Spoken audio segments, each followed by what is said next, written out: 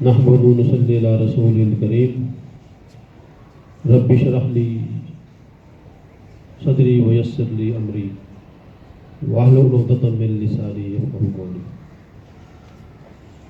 My dear students and respected teachers, Assalamu alaikum. First of all, happy Teachers' Day to all of you.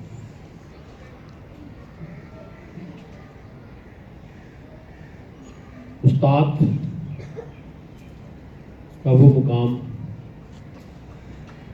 جو ہمیں ہمارے دین نے سکھایا ہے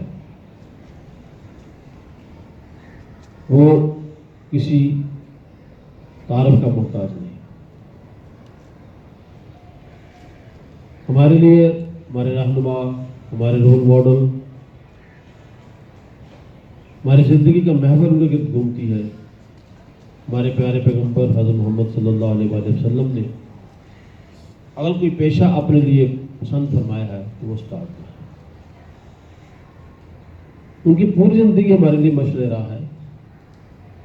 چاہے کسی سے زندگی کوئی زندگی کا شعبہ دیکھ لیں، وہ ہمیں رہنمائی کرتے ہیں. ایز اے شوہر کا دیکھیں، ایز اے باپ کو دیکھیں، ایز اے بھائی کو دیکھیں، اور as a commander of the forces دیکھیں تو ہر جگہ وہ ہمیں نظر آتے ہیں. لیکن جو انہوں نے اپنے پسند فرمایا پیشہ وہ ایک استاد کا ہے. آپ ساتھی نے ابھی حدیث پڑھی ہے، اس کا مطلب یہ ہے کہ میں استاد بنا کر بھیجا گیا ہوں. اس سے اس پیشے کی اہمیت کا اندازہ ہوتا ہے. اس لیے استاد ہی قوموں کو بناتے ہیں، قوموں کو بگاڑتے ہیں. اگر کسی قوم کو تباہ کرنا ہو تو کسی ایٹم بم کی ضرورت نہیں ہے. آج کل اس قوم کا نظام تعلیم تباہ کر دو، اس قوم کے اساتذہ کو تباہ کر دو، وہ قوم تباہ ہو جائے گی. ہمارے سامنے ان قوموں کی مثال ہے جن لوگوں نے اپنے استادوں کی عزت کی. وہ قومیں آج ترقی کے زینت طے کر رہی ہیں. ہمارے سامنے مثال ہے جاپان کی. یہ واقعہ مرحوم اشفاق احمد نے اپنے ووٹ کیا ہے، ان کا اپنا ذاتی واقعہ. اس لیے آپ کے سامنے بیان کر رہا تھا آپ کو اندازہ ہو استاد کا مقام کیا ہے اور وہ قومیں کیسے اپنے اساتذہ کی عزت کرتے ہیں. اشفاق احمد ایک بار جاپان گئے ایک لیکچر کے سلسلے میں. جب وہ ہال سے باہر آئے، جو ان کا میزبان تھا ان کے ساتھ باہر آئے اور راستے میں وہ کھڑے ہو گئے، آپس میں بات چیت کرنا شروع ہو گئے. وہ کیا دیکھتے ہیں کہ جو اسٹوڈنٹس ہال سے نکل رہے ہیں وہ جب ان کراس کرتے ہیں، جب ان کے پاس آتے ہیں جمپ کرتے ہیں. اشفاق احمد سے رہا نہ گیا. وہ اپنے ساتھی سے پوچھتے ہیں کہ یہ کیا ماجرا ہے، یہ بچہ جہاں سے چلتا ہوا آ رہا ہے اور جب ہمارے پاس سے آتا ہے اور بیک سے گزرتا ہے جمپ کر رہا ہے، یہ کیوں ایسے ہے؟ اور جو جواب تھا وہ ہم سب کے لیے سوچنے کا مقام ہے. کیا ہم اس مقام پہ ہیں یا نہیں؟ بتاتے ہیں کہ جی آپ کا سایہ پیچھے پڑ رہا ہے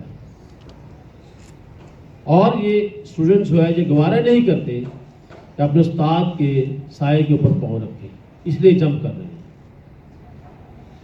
اس قوم کے دیکھیے جو قوم جنگ سیکنڈ ورلڈ وار میں تباہ ہو گئی تھی اور آج وہ ترقی یافتہ ملکوں میں ایک مقام رکھتی ہے، کس وجہ سے؟ یہ اس کی مثال ہے. تو اگر ہم بھی ترقی کرنا چاہتے ہیں تو ہمیں اپنے اساتذہ کی عزت کرنی پڑے گی. ہمیں اپنے اساتذہ کو وہ مقام دینا پڑے گا جس کی وہ حقدار ہے. تو یہ آپ اپنے آپ کو دیکھیے. اسکول میں جب آئے تھے آپ کو انگلی پکڑ کے لایا گیا تھا اور آج آپ ماشاءاللہ خود دوسروں کی انگلی پکڑ کے لاتے ہیں. آپ کو اس قابل بنایا ہے، اپنی بات کہہ سکتے ہیں، اپنی بات منوا سکتے ہیں. تو کس بدولت ہے؟ ان اساتذہ کی بدولت جنہوں نے آپ کو چلنا سکھایا، جنہوں نے آپ کو لکھنا سکھایا، جنہوں نے آپ کو بولنا سکھایا. اس لیے میں آپ سب سے یہی کہوں گا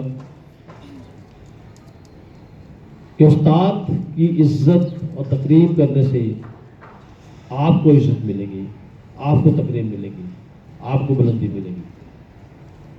ہمیشہ جو بھی بڑے لوگ ہیں ان کی زندگی ہمارے سامنے ہے. علامہ اقبال کو جب سر کا خطاب دیا گیا اور کہا گیا کہ آپ اگر وصول کریں، انہوں نے وہ خطاب لینے سے انکار کر دیا. انہوں نے کہا جس کی بدولت میں ہوں وہ میرے استاد ہیں مولوی میر حسن صاحب، پہلے ان کو دیجئے پھر مجھے دیجئے. یہ ہے وہ استاد کا مقام. اور وہ دیکھ لیجئے کہ انہوں نے استاد کی عزت کی اور کیا مقام ملا انہیں. بیٹا میں آپ سب سے یہی کہوں گا اپنے اساتذہ کی عزت کیجیے. استاد بھی انسان ہیں، ان سے بھی غلطیاں ہو سکتی ہیں، وہ فرشتے نہیں ہیں. آپ کو ان کی غلطیوں کو اگنور کرنا چاہیے.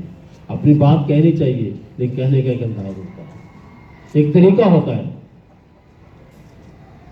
کہیں بھی ایسا نہ ہو کہ آپ استاد کی انسلٹ کر رہے ہو یا ان کی تقریب میں فرق ڈال رہے ہو. ہمیشہ ذہن میں رہے میں نے اپنے اساتذہ کی عزت کرنی ہے. اور آپ یہ ذہن میں رکھیں گے کوئی وجہ نہیں آپ کو بلندی اور وہ مقام ملے جو آپ کبھی سوچ بھی نہیں سکتے.